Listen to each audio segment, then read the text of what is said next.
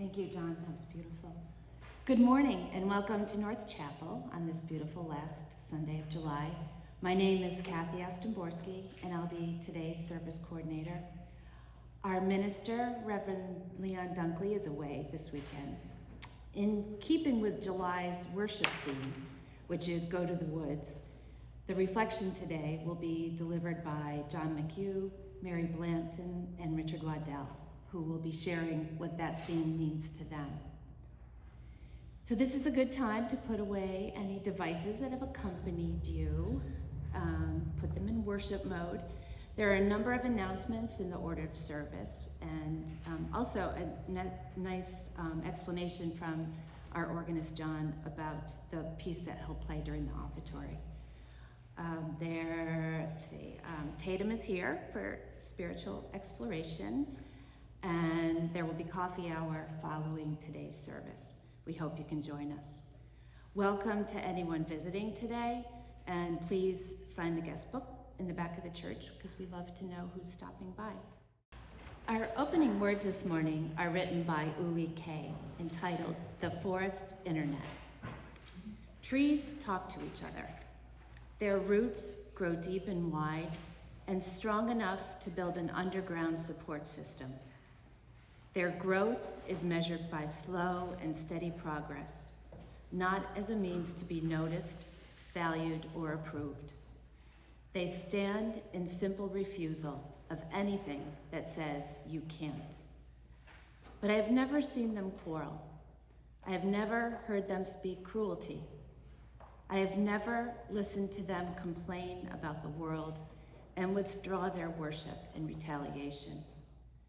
And I have never come across a fallen limb and thought, they must have given up. Because whenever they have left behind, whether soil or trunk or roots or scattered seed, is rich enough to keep their love from ever dying. We'll now have a time for some silent reflection.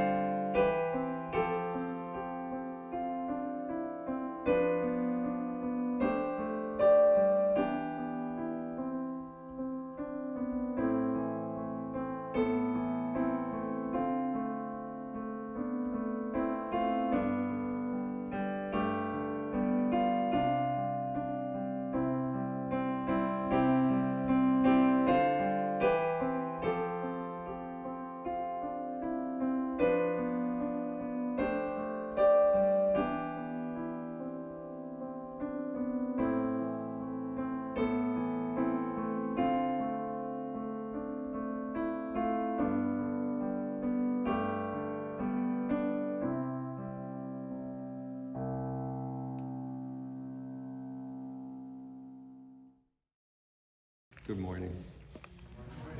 I was asked to do, Molly asked me if I would share a reflection, and I asked, what's the topic? And she said, being in the woods, and I thought, I can speak to that. So I'd like to share a personal reflection, but don't mind me if I just read it.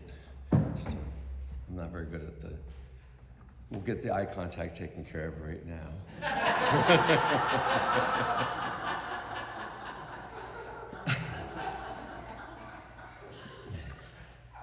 In the woods, it's where I've lived both literally and figuratively for the past 35 years.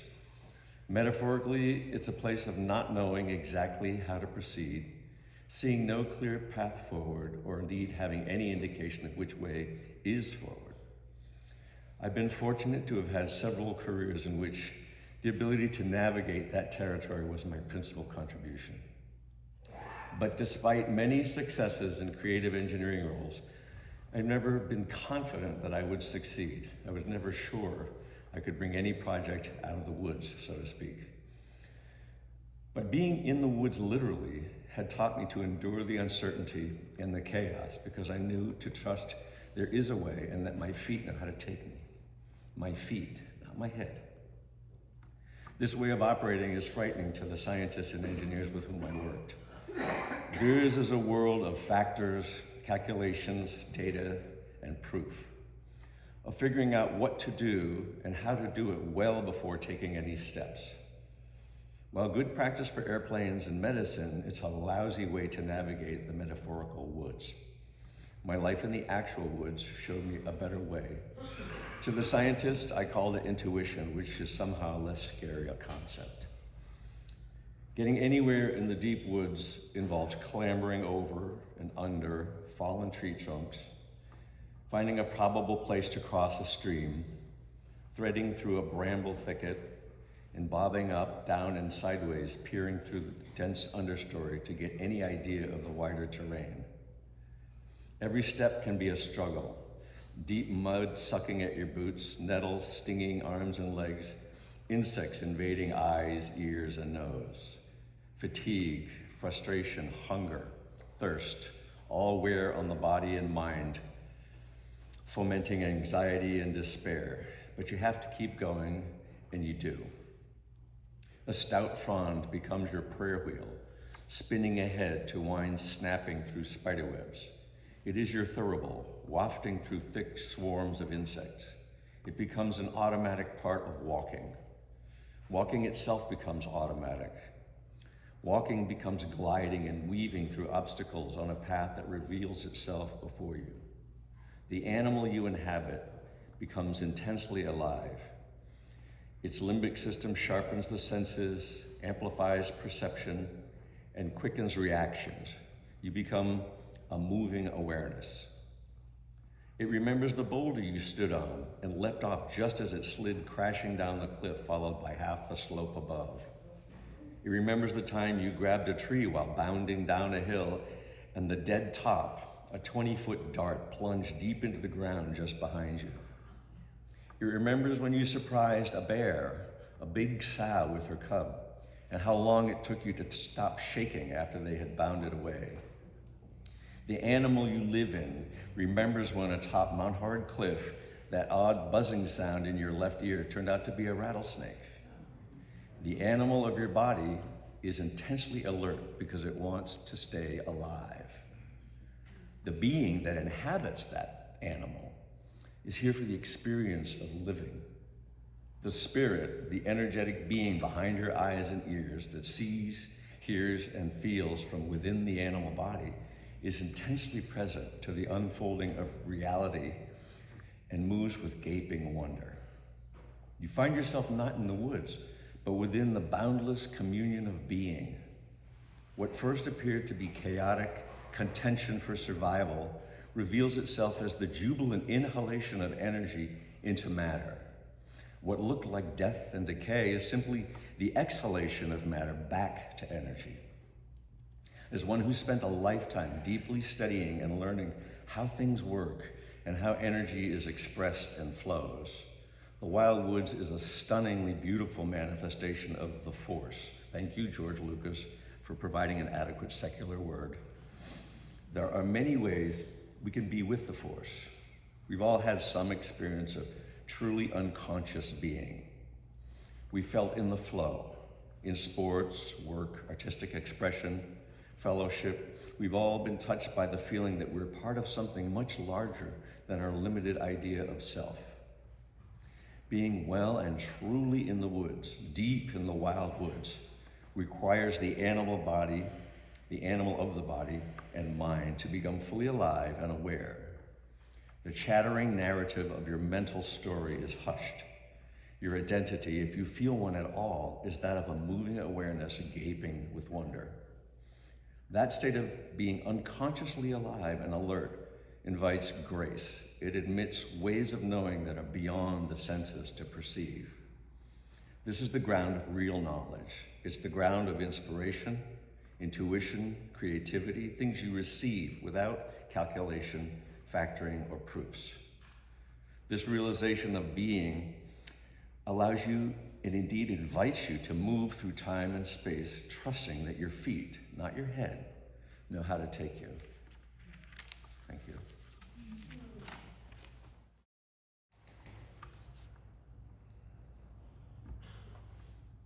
I'm going to begin with a poem by Robert Frost.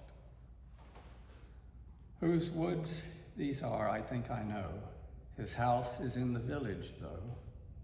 He will not see me stopping here to watch his woods fill up with snow.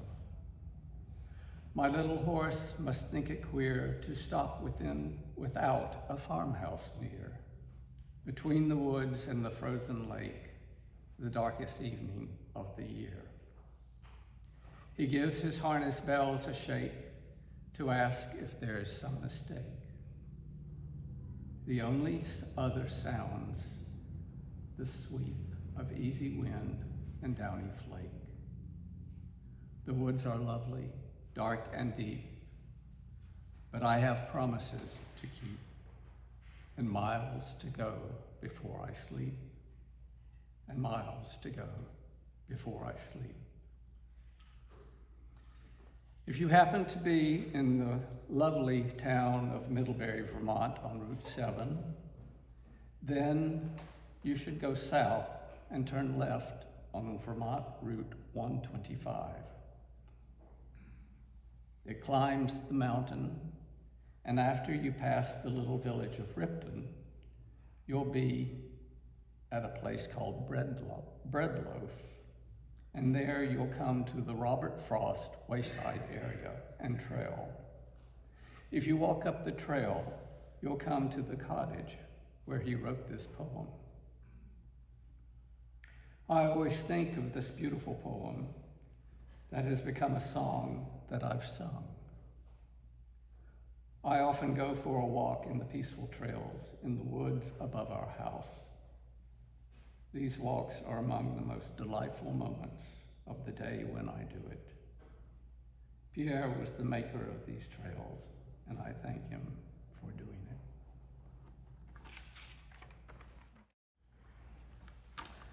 Thanks to both of you. I don't remember a time when I didn't love and want to be in the woods. I grew up in the country in Indiana. Behind our house was a small pasture and then acres of woods to explore. My dad was a lover of woods too. Tucked into the woods, he built first a tent platform that held an army tent, and later a screened-in structure also on a platform where we slept on cots all summer long, escaping the Indiana heat. As a small child, I slept in a screened-in crib, probably so I wouldn't escape in the early morning hours. There were a few cows in the pasture, and one of my earliest memories is of a cow munching on my Mother Goose book while everyone else slept. As I got older, I was allowed to go into the woods by myself, picking wildflowers in the spring, berries in the summer, and wading in the brook. I loved to climb trees, and I had several special ones that had a perfect crotch high up in the branches where I could survey the world or read. At 12, I came to camp in Vermont and began my love affair with the Vermont woods and mountains.